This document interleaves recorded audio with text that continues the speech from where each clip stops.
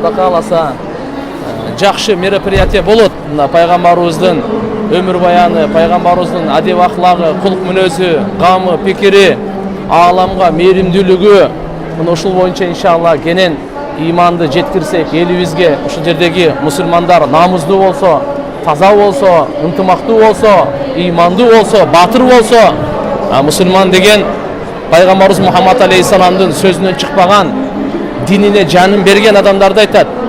Алланын разычылыгын көздөгөн, намазын каза кылбаган, жалган сүйлөгөн, арам жебегенди мына чыныгы мусулман дейт. Анан бүгүн Кудайга шүгүр, Алла Таала мынакей Орусиянын ушул борборунда пайгамбар саллаллаху алейхи ва салламдын Маулид кечесине ушул мигранттарыбыз менен, жердештерибиз менен жолукканга тоофик берип атат.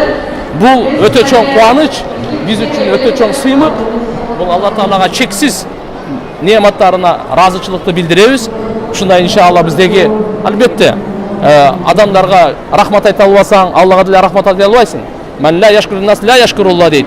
Ошондон улам сиздерге биринчи рахмат. Ушул жерге эл келип берип биздин сөзүбүздү укканга, чакырганыңарга. Экинчиден ушул жерде уюштуруучулар бар. Биздин өкүлчүлүк Бактыбек, Сүйүнбек, мына ушулардын бардыгына, ошолордун жанында колго кол, путка пут болгон аскерлер, мына биздин жигиттерибиз, мынакей ушу Алла Тааланын дини үчүн ушу бир сөзү болсун дагы баллигу анни валау ая.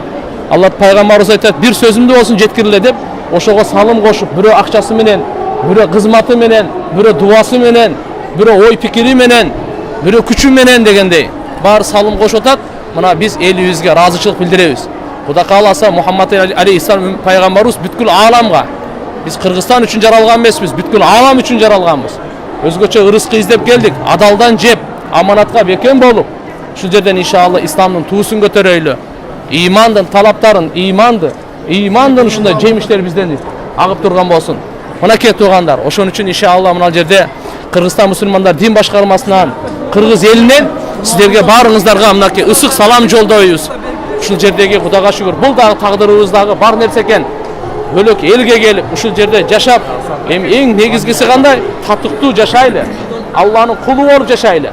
Пайгамбар саллаллаху алейхи ва салламдын жакшынакай үммөтү болуп жашайлы.